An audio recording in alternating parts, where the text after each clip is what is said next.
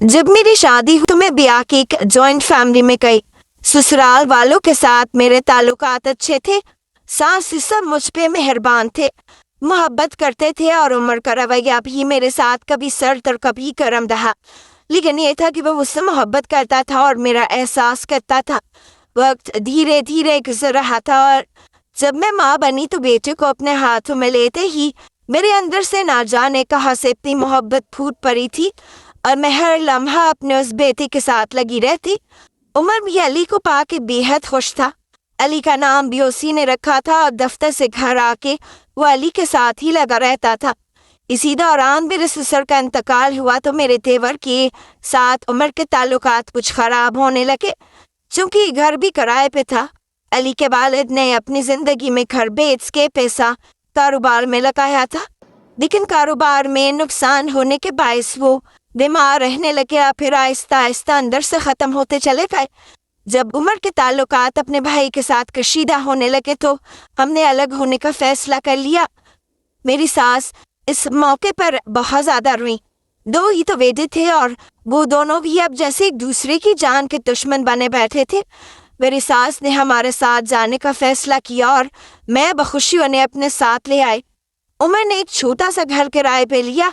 ऊपर वाला पोर्शन था, 2 कमरों का घर था, लेकिन बेहद गर्म था।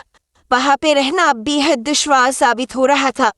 आए दिन अली बीमार रहता, गर्मी की वजह से उसकी तबीयत खराब हो जाती। मेरी सास भी बीमार रहने लगी थी। मेरे ससुर के बाद वैसे भी उनकी सेहत गिरती चली गई और फिर कुछ अरसे बाद उनका भी इंतकाल हो गया। उनके जाने के बाद मुझे ऐसा लग रहा था जैसे मैं भरी दुनिया में अकेली रह गई हूँ, क्योंकि मेरा अपनी सास के साथ बहुत ज़्यादा लगाव था और हम दोनों अक्सर बैठ के बातें करते रहते। वो मेरे कई काम बिना मेरे कहीं कर दिया करती थी और मैं उन्हें बिल्कुल अपनी माँ की जगह पे समझती थी। मेरी सास के इंतकाल के बाद उमर की नौकरी भी छूट गई, क्योंकि उसकी कंपनी डाउन साइजिंग कर रही थी और उन्होंने उमर को भी निकाल दिया। ये नौकरी अच्छी थी, तनख्वाह भी अच्छी थी। उमर बेहद परेशान रहने लगा और नई नौकरी के लिए हाथ पैर मारने लगा।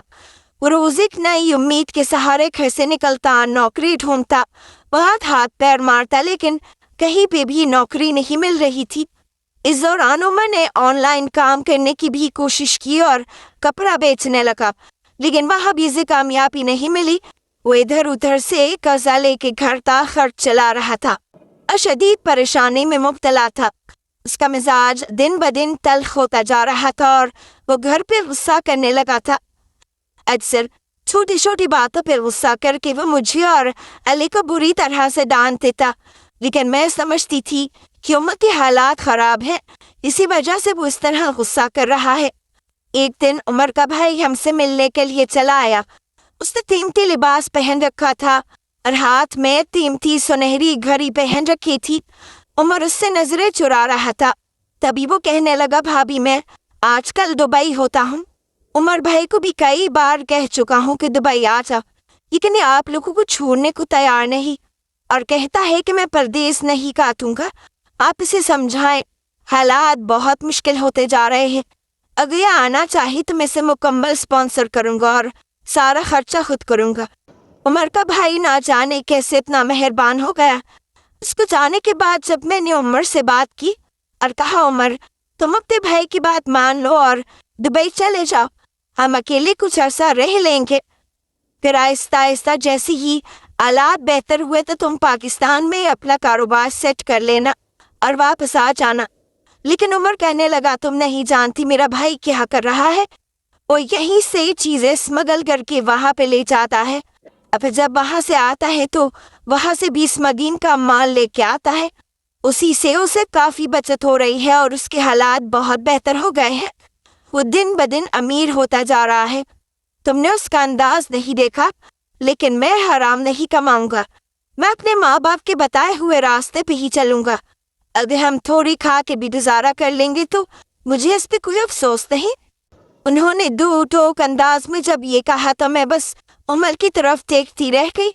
उमर की कुछ आदतें और कुछ बातें बहुत अच्छी थी, लेकिन इसकी एक बात मुझे बहुत बुरी लगती थी कि वो बहुत जल्दी गुस्से में आ जाता। अब जब उससे मैं आता तो कुछ और सोचता ही नहीं था और ना ही किसी और की सुनता था। इस दौरान जब मुझे पता चला कि मैं एक बार फिर से उम्मीद से हूँ तो परेशानियों ने जैसे हम दोनों मियाँ बीवी को चारों तरफ से घेर लिया। उमर को जो पहली मुनासिब नौकरी मिली उसने उसे ही अपना लिया और काम पे जाने लगा। मुझे कुछ सुकून हुआ, लेकिन इस दौरान हमने वो महंगा घर छोड़ के एक निस्बतन छोटा एक कमरे वाला घर किराए पे ले लिया, जहाँ भी एक कोने में किचन बना हुआ था और दूसरे कोने में बाथरूम था। हालांकि मुझे ये घर पसंद नहीं आया, बहुत तंग था और कोई सहूलियत भी नहीं थी, लेकिन फिर भी मैंने यही सोचा कि कुछ अरसे की बात है, फिर उमर को जब बेहतर नौकरी मिलेगी तो हम ये घर छोड़ देंगे। लेकिन मुझे नहीं पता था कि अभी मुझे एक लंबा अरसा इसी घर में गुजारना पड़ेगा। अली के बाद जब सदफ पैदा हुई तो वो भी उसी घर में पली बड़ी। मैंने उमर से कई बार कहा, उमर अब घर बदल लेते हैं, इस घर में बहुत तंगी है, बच्चे बड़े हो रहे हैं और यहाँ भी एक ही कमरे में रहते हुए अच्छा नहीं लगता है। बच्चों के खेलने के लिए भी मुनासिब जगह नहीं, और फिर वैसे भी मालिक मकान हर वक्त चीख चीख करते रहते हैं। और तुम ये भी तो देखो कि मेरे घर वाले भी इसी वजह से मुझसे मिलने के लिए नहीं आते कि मेरे पास जगह नहीं है। एक कमरे में मैं खुद कहाँ पे रहूंगी, उन्हें कहाँ पे रखूंगी। कितनी मुश्किल हो रही है और मेरे हालात भी बेहतर नहीं हो रहे कि मैं खुद जाके उनसे मिल लूँ। तुम कोई और मुनासिब किराए पे घर देख लो ताकि बच्चों को अच्छा माहौल मिले, तो वो भी बेहतर महसूस करेंगे। क्योंकि अब तो अली बहुत ज़्यादा कंप्लेन करने लगा है। उसके दोस्तों के घर अच्छे हैं और जब वो उनके घर खेलने के लिए जाता है तो घर आके कई तरह के सवाल करता है, पर मैं उन सवालों का जवाब नहीं दे पाती हूँ। लेकिन उमर का यही कहना था कि मैं अभी महंगा घर अफोर्ड नहीं कर सकता, अब तो किराया वैसे भी बहुत बढ़ चुका है। अभी कुछ अरसा इसी घर में गुजारा करो और अली को भी समझाओ। हमें अपनी चादर देख के ही अपने पाँव को फैलाना है।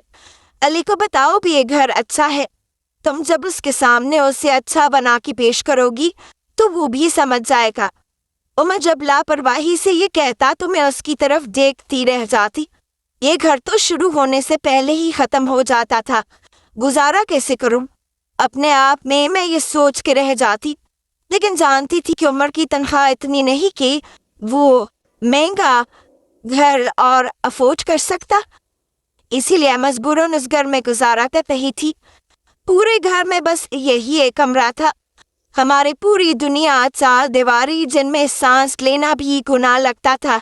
चारपाई पे बच्चे होते, कोने में चूल्हा पड़ा हुआ और दूसरे कोने में कुछ बर्तनों का ढेर था। दरमियान में फर्श पे बिछा वो पुराना कालीन जिसका असल रंग भी खो चुका था। जहाँ मेरी इज्जतें, मेरी शर्में, मेरे आंसू रोज रौंदे जाते थे। आज जब मुड़ के देखती हूँ तो लगता है वो चार दीवारी मेरे लिए कैद खाना थी, जहाँ मैं अपने ही शौहर की नज़र में सिर्फ एक खाक थी जिसे वो जब चाहते जैसे जाते वसूल कर लेते, चाहे बच्चे जाग रहे हों चाहे सो रहे हों। उसे कहते हैं ना शौहर का हक। लेकिन उमर के लिए यह हक कुछ ऐसा था जैसे भूख लगने पे रोटी का टुकड़ा मुंह में डाल लेना, बेहिसी, बेरहमी, बेशर्मी से जिसमें मोहब्बत का नामो निशान तक नहीं था। मैं उसके सामने कोई इंसान नहीं, कोई जिंदा जान नहीं, बस एक चीज थी, एक ऐसी चीज जिस पे मेरे शौहर का मालिकाना हक था। मुझे याद है वो रातें जब अली और सदफ अपनी चारपाई पे गहरी नींद सोए होते, मैं भी थक के चुपचाप लेट जाती कि कुछ देर सुकून से सो लूं। लेकिन उसके कदम की आहट से ही मेरा दिल धड़कने लगता। वो आता बगैर किसी बातचीत के, बगैर किसी जज्बे के, बस अपनी ख्वाहिश को पूरा करने पे तुला होता। मेरे मुंह से आवाज निकलने से पहले ही उसके हाथ मेरे मुंह पे होते। चुप रहो, बच्चे जाग जाएंगे, यही उसका वाहिद जुमला होता। ना कोई मोहब्बत, ना कोई सरगोशी, बस एक जरूरत पूरी करता और मैं चुपचाप किसी बेहिस बेजान शय की तरह पड़ी रहती। अली मेरा 10 साला चंचल मासूम सा बेटा, कितनी ही बार उसकी आंख अचानक खुल जाती, मैं उसकी निगाहें देखती जो तारीकी में भी चमकती थी। हैरत से, खौफ से, कुछ समझ न पाने की उलझन से भरी हुई वो चुपचाप अपना सर तकिए में गाड़ लेता या फिर अपना मुंह छुपा लेता। लेकिन मैं जानती थी वो देख रहा होता है, सुन रहा होता है, اس کے ننھے سے دل و دماغ پہ کیا گزرتی ہوگی، یہ سوچ کر میرا کلیجہ پھٹنے کو ہوتا۔ کبھی کبھی تو صدف، میری 5 سالہ چھوٹی سی گوریا بھی ڈر کے رونے لگتی۔ امی، ڈر لگتا ہے؟ بابا، اس کی لرزتی ہوئی آواز میرے کانوں میں ہمیشہ کے لیے گونج جاتی۔ عمر اس وقت بھی نہ رکتا، بس زور سے کرشتا، اسے سلا دو، اسے خاموش کرو۔ اور میں اپنی آنکھوں میں آنسو اور دل میں گھٹن محسوس کرتی ہوئی صدف کو اپنے سینے سے لگا کے اس کے کان میں کوئی بے معنی سی لوری گنگناتی، جبکہ میرے اوپر میرا شوہر، میرا مالک، میرا مجازی خدا اپنا حق وصول رہا ہوتا۔ شرم سے میرا سر جھک جاتا، نفرت سے میرا دل پگھل جاتا، بے بسی سے میں مر جاتی۔ محبت برے وہ لمحات میرے لیے کسی سزا سے کم نہ تھی۔ وہ لمحات کے بعد صبح اٹھنا سب سے بڑی سزا ہوتی۔ علی کی نظریں زمین میں گری ہوتی، وہ مجھ سے بات کرنے سے گریز کرتا، کھانا کم کھاتا، پہلے جتنا چست نہ رہتا۔ صدف ہر شو سے چکنی ہو جاتی، میری طرف چمٹی رہتی، اور عمر، میرا شوہر، وہ تو ہنستا کھیلتا اپنے کام پہ چلا جاتا جیسے رات کو کچھ ہوا ہی نہ ہو، جیسے اس نے بس اپنا حق استعمال کیا ہو۔ اس کی بے حسی مجھے موت کی گھاٹ اتارتے تھی۔ میں اسے کتنی بار رو کے التجا کر چکی تھی، برائے مہربانی بچوں کے سامنے نہیں، وہ سمجھتے ہیں، دیکھتے ہیں یہ غلط ہے۔ میری ہر التجا پہ اس کا ایک ہی جواب ہوتا، اس میں کون سی غلط بات ہے؟ میں اپنی بیوی کے ساتھ ہوں، یہ میرا حق ہے۔ تمہیں شرم آنی چاہیے ایسی باتیں سوچنے سے۔ بچے کیا سمجھیں گے؟ سو جائیں گے تو کیا دیکھیں گے؟ تمہیں ہی غلط خیال آتے ہیں، اور پھر وہ مجھے ہی قصوروار ٹھہرا کر میری ہی شرمندگی کا مذاق اڑاتا۔ کبھی کبھی غصے میں آ کے دھمکیاں بھی دیتا۔ میرے ماں باپ پورے تھے، دور ایک چھوٹے سے گاؤں میں رہتے تھے۔ میں نے کیا بتاتی کہ میرا شوہر مجھے بچوں کے سامنے بے آبرو کستا ہے، معاشرہ کیا کہے گا؟ سب میری ہی غلطی نکالیں گے۔ بیوی ہو کہ شوہر کو خوش نہ رکھ سکی، بچے پیدا کرنے کے بعد اپنی زوجیت کی ذمہ داریاں پوری نہیں کرتی، یہی سننے کو ملتا۔ اور سب سے بڑھ کے میرے بچے، ان کا مستقبل، ان کی پرورش، ایک کمرے والے اس گھر میں بھی اگر میں عمر کو چھوڑ کے چلی جاتی تو بچوں کو کیا کھلاتی پلاتی، کہاں پالتی؟ یہ خوف مجھے جکڑے رکھتا۔ صبر ہی میرا واحد سہارا تھا۔ صبر کا مطلب تھا چپ رہنا، سب کچھ سہنا اور بچوں کو پالنا۔ شاید جب وہ بڑے ہو جاتے کچھ کر پاتے، لیکن پچھلے کچھ ہفتوں سے علی کا رویہ بہت عجیب سا تھا۔ وہ مجھے ستانے لگا۔ وہ پہلے جیسا چست شرارتی بچہ نہیں رہا تھا، وہ چپ چاپ رہنے لگا، اکثر غصے میں لگتا، کبھی کسی بات پہ صدف کو زور سے دھکیل دیتا، کبھی اس کا کھلونا چھین لیتا، اور جب وہ رونے لگتی تو بجائے منع کرنے کی ایک عجیب سی بے حسی سے دیکھتا رہتا۔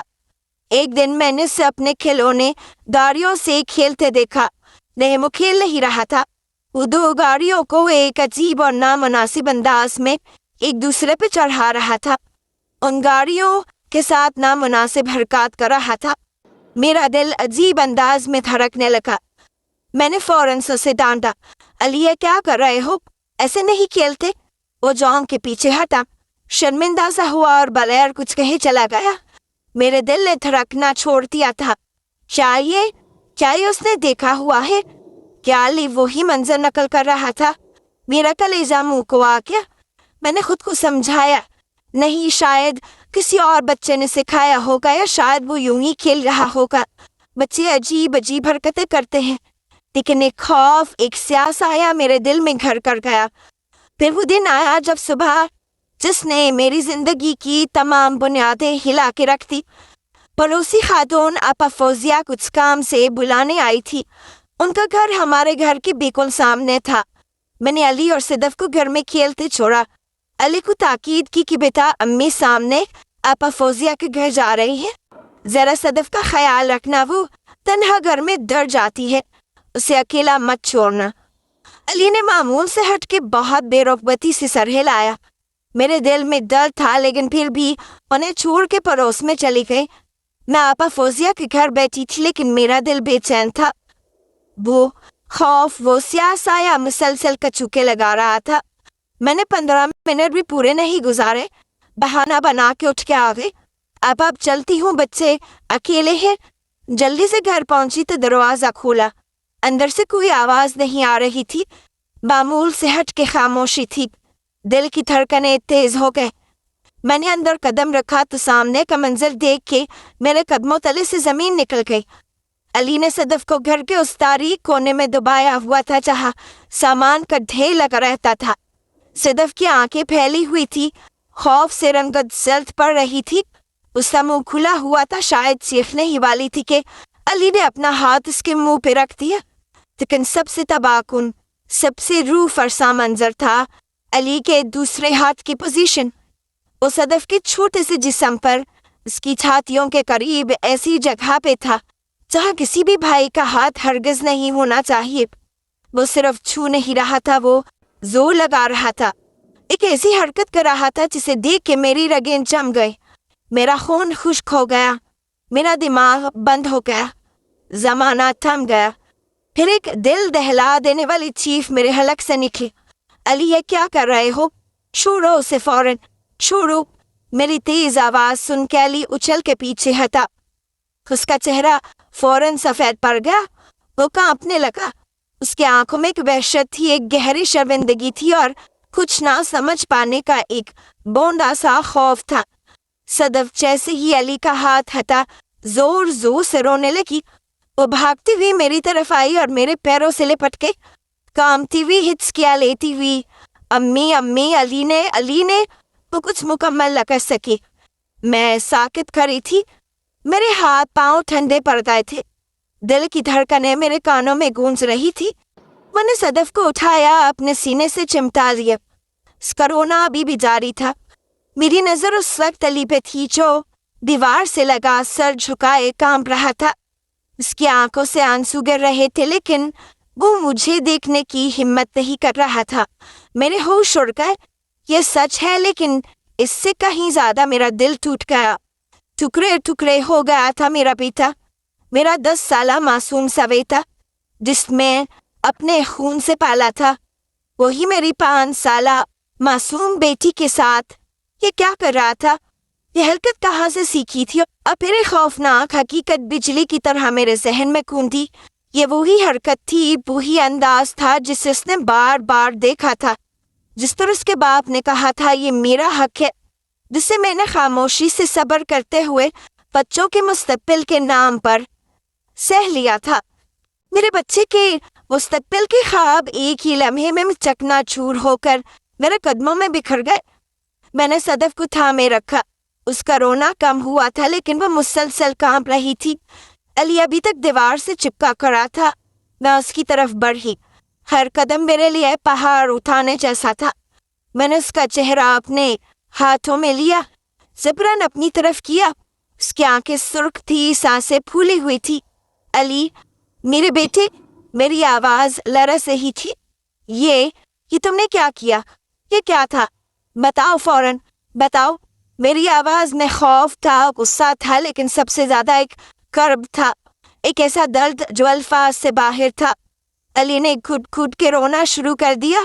اس نے سر ہلایا، بولنے کی کوشش کی لیکن الفاظ نہیں نکل رہے تھے۔ آخر کار ایک دبی ہوئی شرم سے لبریز آواز میں اس نے کہا جیسے کوئی راز فاش کر رہا ہو، امی، بابا جب آپ کے ساتھ وہی تو کرتے ہیں۔ اس نے اپنی نگاہیں جھکاتے ہوئے کہا۔ علی کی وہ بات، وہ اعتراف میرے کانوں میں بارود کی طرح دھماکہ کر رہا تھا۔ امی، بابا جب آپ کے ساتھ وہی تو کرتے ہیں نا۔ میں نے سوچا ایسا ہی ہوتا ہوگا۔ ہر لفظ ایک زہریلا تیز تھا جو میرے وجود کو اچھلنے کر گیا۔ میرا سانس لینا مشکل ہو رہا تھا۔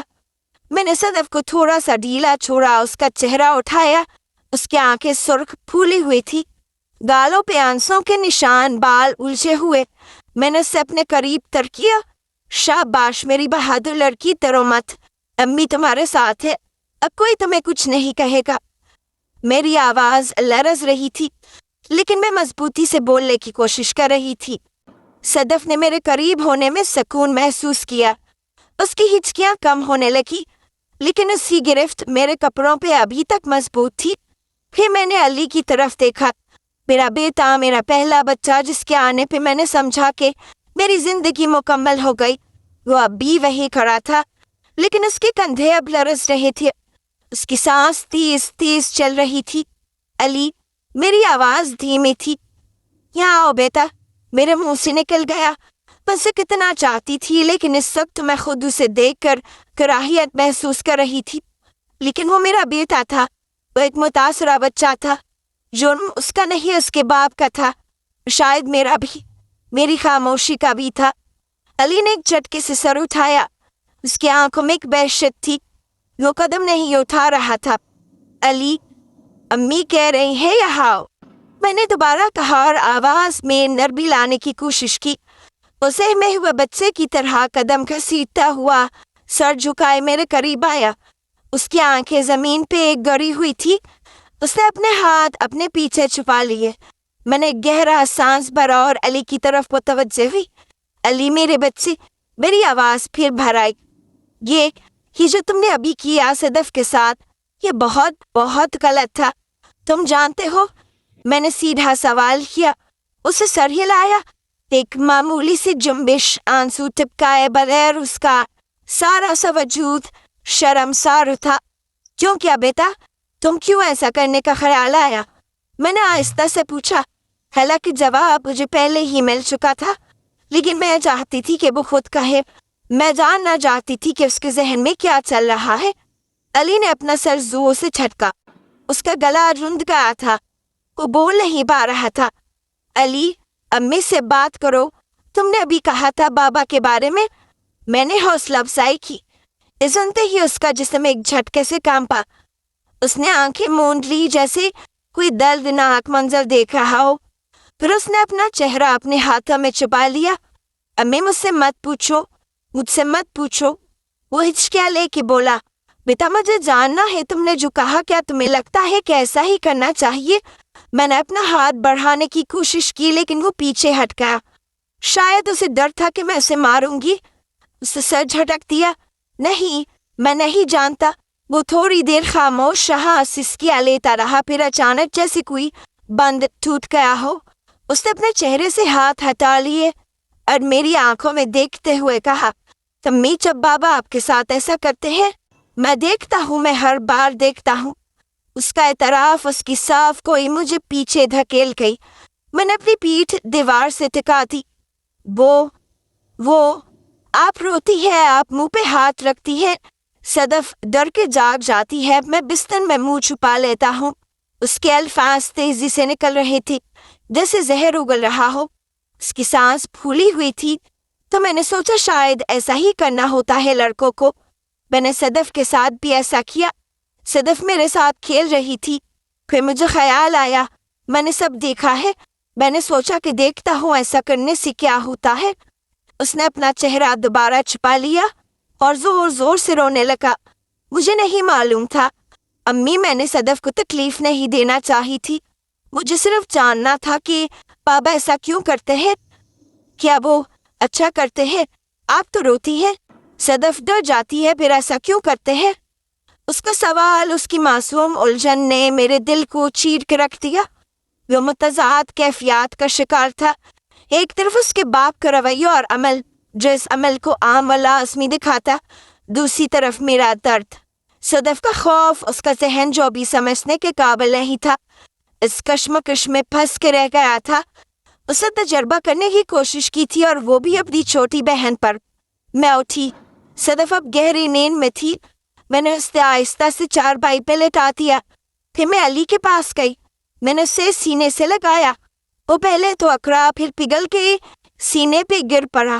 اس کا رونا بے قابو، وہ چیخ چیخ کے رو رہا تھا، اپنے جذبات، اپنی شرم، اپنے خوف کو باہر نکال رہا تھا۔ مجھے معاف کر دے امی، مجھے معاف کرتے، میں برا بچہ ہوں۔ وہ بول نہیں پا رہا تھا۔ نہیں بیٹا نہیں، میں نے اس کے بالوں کو سہلاتے ہوئے خود بھی دھوتے ہوئے بولی، تم برے نہیں ہو، یہ تمہاری غلطی نہیں ہے، یہ ہماری غلطی ہے امی اور بابا کی۔ تمہیں ایسی چیزیں نہیں دیکھنی چاہیے تھی، نہیں سننی چاہیے تھی۔ امی نے تمہیں محفوظ نہیں رکھا، یہ امی کی غلطی ہے بیٹا۔ امی سمجھتی رہی کہ صبر کر لوں گی تو سب ٹھیک ہو جائے گا، لیکن سب خراب ہو گیا۔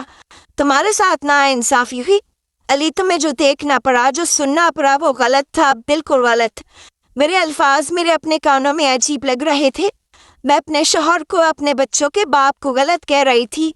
میری پوری تربیت، میرا معاشرہ مجھے یہ کہنے سے روکتا تھا، لیکن علی کے سینے پہ آنسو بہاتے ہوئے میں جان گئی کہ سچ کیا ہے۔ ہم دونوں کتنی دیر تک اسی طرح بیٹھے رہے، روتے رہے۔ میں نے کبھی علی کو تھاما، کبھی صدف کی طرف دیکھ کے اس کے بال سنوارے۔ میرے اندر ایک طوفان برپا تھا۔ سب سے پہلے یہ خیال آیا کہ میں ہی قصوروار ہوں۔ میں نے عمر کو روکا کیوں نہیں؟ میں نے مزاحمت کیوں نہیں کی؟ میں نے کسی سے مدد کیوں نہیں مانگی؟ میں نے بچوں کو اس ماحول میں رہنے کیوں دیا؟ میں نے علی کی تبدیلی پر توجہ دی، لیکن اس کی اصل وجہ جاننے کی کوشش ہی نہیں کی۔ میں نے اسے بچپن سے محروم کر دیا۔ میں نے صدف کو غیر محفوظ کر دیا۔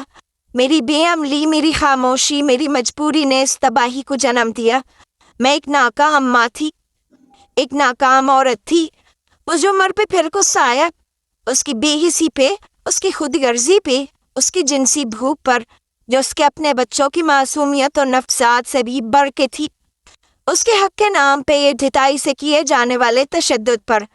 جو کچھ میرے ساتھ ہوا اس پہ تو میں صبر کر لیتی، لیکن میرے بچوں کو، ان کے ذہنوں کو اس نے تباہ کر دیا۔ اس نے علی کو ایک متاثرہ، الجھے ہوئے بچے میں بدل دیا جس نے اپنی بہن کو نقصان پہنچایا۔ اس سے صدف کی معصومیت چھین لی۔ غصہ میری رگوں میں ابل رہا تھا۔ میں چاہتی تھی کہ وہ ابھی آئے، میں اس کے منہ پہ زور سے تھپڑ ماروں، اسے بتاؤں کہ اس نے کیا کر ڈالا، لیکن مجھے اس بات کا بھی خوف تھا کہ اگر میں نے آواز بلند کی تو کہیں میرے بیٹے اور میری بیٹی کے بارے میں معاشرے میں غلط باتیں نہ پھیل جائیں۔ عمر مجھے ہی منہ الزام ٹھہرائے گا کہ میں نے بچوں کی تربیت پہ توجہ نہیں دی، کہیں علی کی ذہنیت اور زیادہ خراب نہ ہو جائے۔ ہر طرف سے پریشانیاں مجھے گھیرے میں لیے ہوئے تھیں اور میں سمجھ نہیں پا رہی تھی کہ اب کیا کروں، کس طرح کروں۔ میں آواز بلند کرنا چاہتی تھی، لیکن سمجھ نہیں پا رہی تھی کہ کیسے بلند کروں کہ علی اور میرے گھرانے کا نقصان بھی نہ ہو۔ لیکن پھر میں نے صدف کی طرف دیکھا، وہ نیند نے بھی کام اٹھی تھی، اس کے چہرے پہ خوف کی ایک پرسائی تھی۔ پھر میں نے علی کو دیکھا جو اب بھی میرے سینے پہ سسکیاں بھر رہا تھا۔ اس کے کندھے لرز رہی تھی، اس کی آنکھیں سرخ اور سوجی ہوئی تھی۔ اس کی معصومیت، اس کا اعتماد، اس کی کلکلاہٹ، سب کچھ تباہ ہو چکا تھا۔ اب پھر علی کے وہ الفاظ دوبارہ میرے کانوں میں گونجنے لگے، امی، بابا جب آپ کے ساتھ وہی تو کرتے ہیں نا۔ یہ الفاظ میرے لیے ایک ہمت بن گئے، جنہوں نے خوف کی جکڑی ہوئی زنجیریں کاٹ دیں، اور میں نے سوچ لیا تھا کہ مجھے سب کے خلاف آواز بلند کرنی ہے اور عمر کو روکنا ہے۔ مجھے اپنے گھرانے کو تباہ نہیں ہونے دینا، اپنے بچوں کو ایک مضبوط اور قابل اعتماد شہری بنانا ہے۔ میں نے سوچ لیا تھا کہ میں سب کے خلاف آواز ضرور اٹھاؤں گی اور اپنے حقوق ملنے تک یہ سلسلہ جاری رکھوں گی، لیکن میں اکیلی کیا کر سکتی تھی؟ مجھے مدد کی ضرورت تھی، مجھے کسی قابل اعتماد شخص کی ضرورت تھی۔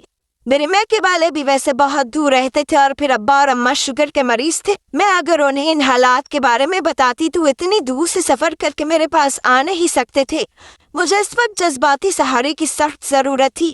میں سوچنے لگی کہ ان کے علاوہ اور کون مددگار ہو سکتا ہے، اور تبھی میرے ذہن میں ایک نام آیا، خالہ رخسانہ کا۔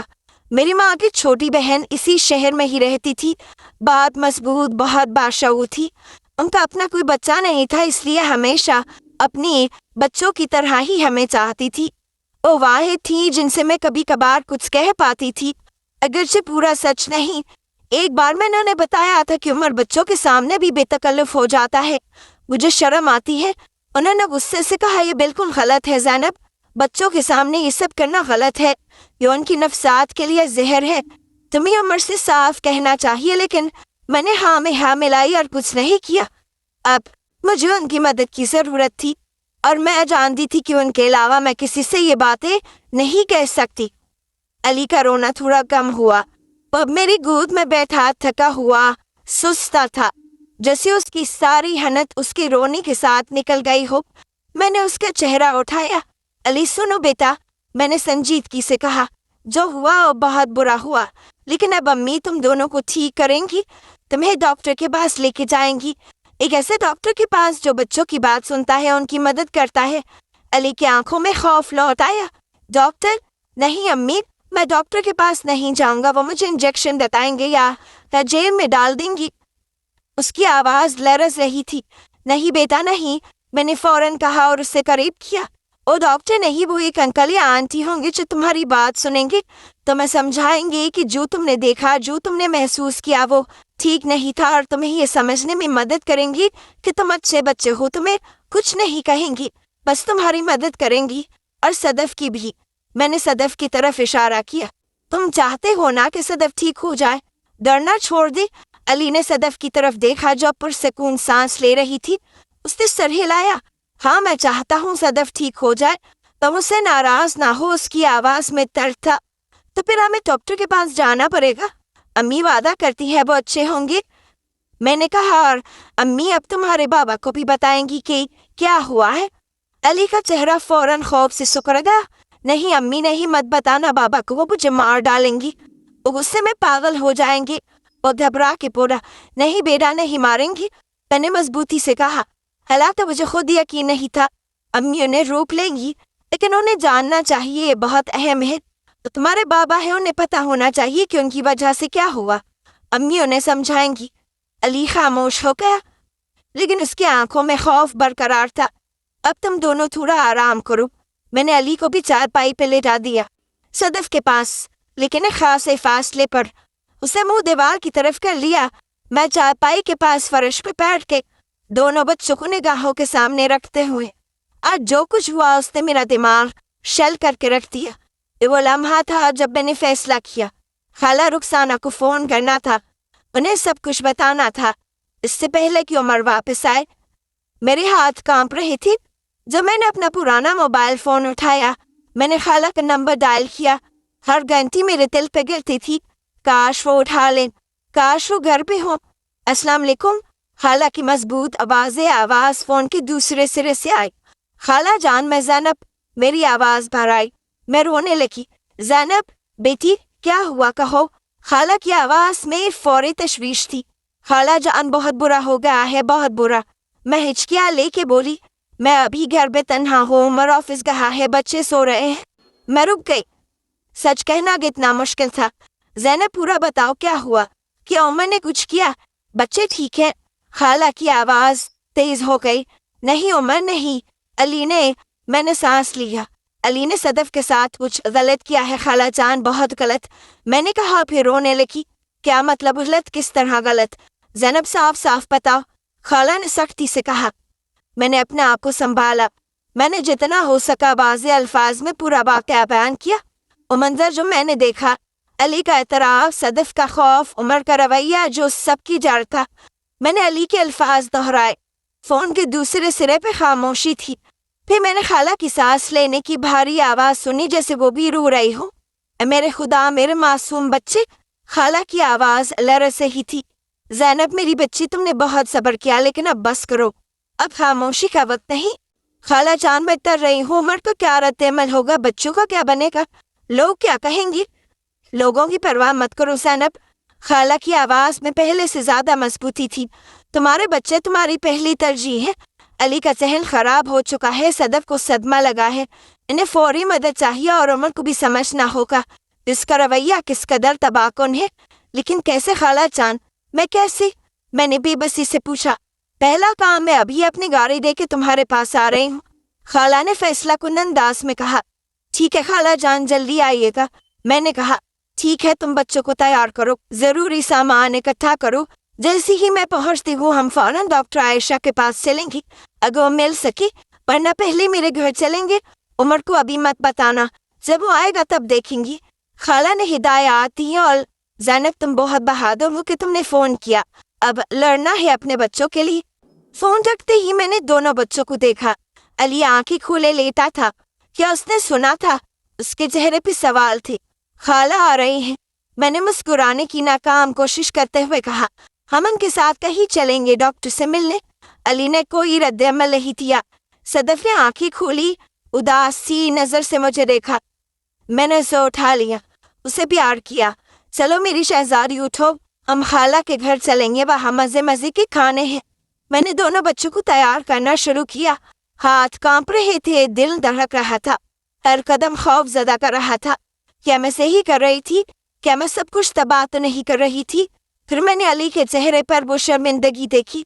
मैंने सदफ की आंखों में खौफ देखा, نہیں، یہ تباہی تو پہلے ہی آ چکی تھی، اب تو صرف بحالی کا آواز تھا۔ خالہ کی گاڑی کے ہارن کی آواز ان میرا دل اچھل پڑا۔ میں نے دونوں بچوں کا ہاتھ تھاما۔ علی کا ہاتھ ٹھنڈا اور پسینے سے تر تھا، صدف میری ٹانگ سے چپکی ہوئی تھی۔ میں نے دروازہ کھولا۔ خالہ رخسانہ باہر کھڑی تھی، ان کے چہرے پر تشویش اور عزم کی ملی جلی کیفیت تھی۔ انہوں نے مجھے دیکھا، پھر بچوں کو دیکھا۔ ان کی آنکھیں چمک اٹھی لیکن آنسوؤں سے بھی بھیگتے، وہ فوراً اندر آئے۔ بغیر کچھ کہے مجھے گلے لگا لیا، پھر وہ علی کے پاس گئیں، ان کے سر پہ ہاتھ رکھا۔ علی میرا بہادر بیٹا، انہوں نے نرمی سے کہا۔ علی نے انہیں دیکھا، ان کی آنکھیں دوبارہ سے بھر آئیں۔ خالہ نے اسے اپنے سینے سے لگا لیا۔ کوئی بات نہیں بیٹا، سب ٹھیک ہو جائے گا، خالہ تمہارے ساتھ ہیں۔ پھر انہوں نے صدف کو گود میں لیا۔ اے میری چاند سی بچی، ڈرو مت، اب کوئی تمہیں تنگ نہیں کرے گا۔ خالہ نے مجھے دیکھا۔ چلو باری میں بیٹھو، میں نے ڈاکٹر عائشہ سے بات کی ہے، وہ 1 گھنٹے میں کلینک پہ مل سکتی ہیں، ہم وہی چلتے ہیں۔ خالہ کی موجودگی، ان کی عملیت پسندی، ان کا عزم مجھے تھوڑا سا سہارا دے رہا تھا۔ میں نے مڑ کے اپنے کمرے والے مکان کو دیکھا، وہ گھر جسے میں نے خوابوں کا گھر بنانے کا سوچا تھا اور جسے بکھرنے کو تھا۔ مجھے نہیں معلوم میں واپس اس گھر میں آتی بھی ہوں یا نہیں، لیکن میں نے سوچ لیا تھا کہ میں اپنے بیٹے کو کسی بھی نفسیاتی الجھن کا شکار نہیں ہونے دوں گی، اور جب تک وہ صحت مند نہیں ہو جاتا میں تب تک کچھ اور سوچ نہیں سکتی۔ خالہ کے ساتھ میں ڈاکٹر عائشہ کے کلینک میں پہنچی تو ذہن و دل پر عجیب سے جذبات طاری تھے۔ نہ جانے ڈاکٹر کیا کہیں گی، وہ میرے گھر اور اس کے ماحول کے بارے میں کیا سوچیں گی۔ میں شدید پریشان تھی، دکھتے ہوئے سر اپنے دونوں ہاتھوں میں تھام کے بیٹھی تھی۔ جب خالہ میرے پاس آ کے بیٹھی اور کہنے لگی تم پریشان مت ہو، سب ٹھیک ہو جائے گا، میں عمر سے بھی بات کروں گی، وہ سمجھ جائے گا۔ کچھ ہی دیر میں ہمارا نمبر آ گیا تو خالہ بچوں کو لے کے اندر چلی گئی۔ میرے اندر تو اتنی بھی ہمت نہیں تھی کہ میں ان کے ساتھ جاتی، خالی نظروں سے یہیں پہ بیٹھی رہی۔ کچھ دیر کے بعد خالہ اور صدف باہر آ گئے اور علی اندر ہی رہا۔ خالہ کہنے لگی ڈاکٹر نے اسے روک لیا ہے، وہ کچھ بنیادی سوال کریں گی اور اس کے بعد ہی ہمیں بتائیں گی کہ کیا کرنا ہے۔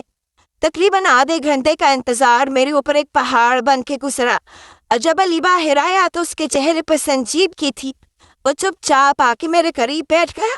خالہ اندر چلی گئی اور کچھ دیر کے بعد جب وہ باہر آئیں تو خالہ نے بتایا ڈاکٹر نے علی کی ذہنی حالت کو جانچنے کے لیے کچھ سوال کیے تھے۔ علی نے ان کے جوابات دیے تو اس کے مطابق علی نے جب اپنے ماں باپ کو اس پوزیشن میں دیکھا تو اس کا ذہن اس جگہ الجھ ستیا اور وہ یہ سمجھا کہ یہ سب کچھ ٹھیک ہے۔